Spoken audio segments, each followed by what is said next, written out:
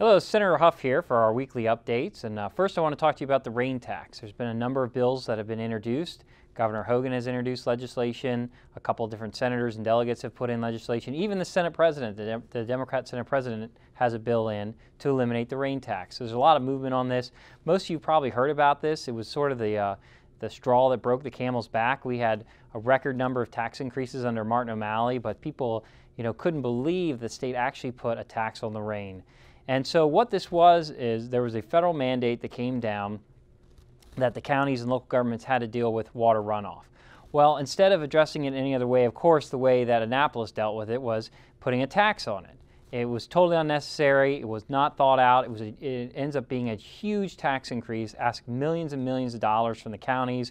Both the counties that I represent, Frederick and Carroll counties, are impacted by this. It's completely absurd. I think it was one of the reasons that we have a new governor in Annapolis was primarily because of this issue. It showed the absurdity of all these taxes that were coming from Annapolis. So I think there's a lot of positive movement on this, and I'm hopeful, given that the Senate President has put in legislation and the governor, it's bipartisan, that we can do something. And what I think will happen, or was being proposed at least, is that we'll remove the local mandate on the counties that says they have to charge this tax on rain.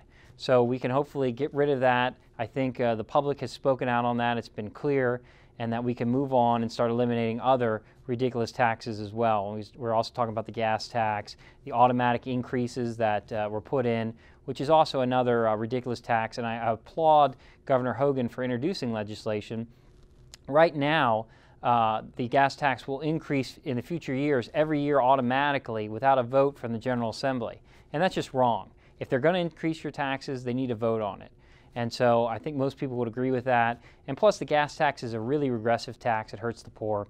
So finally, speaking of taxes, we had a meeting today with the county executive, Jan Gardner, members of transportation community, and came down. And we talked about priorities going forward. And one of the things that I'm glad to say in working with the county is that we're going to make it a priority to the state to let them know that 270 is a major issue. We need to address that, the traffic and congestion there. And my hope is that there's a number of projects that are proposed, the Red Line and Purple Line, these more mass transit projects, that these projects will not be funded, and that we can deal with where the majority of the traffic or the majority of people drive is not mass transit. We've got a lot of mass transit in this state.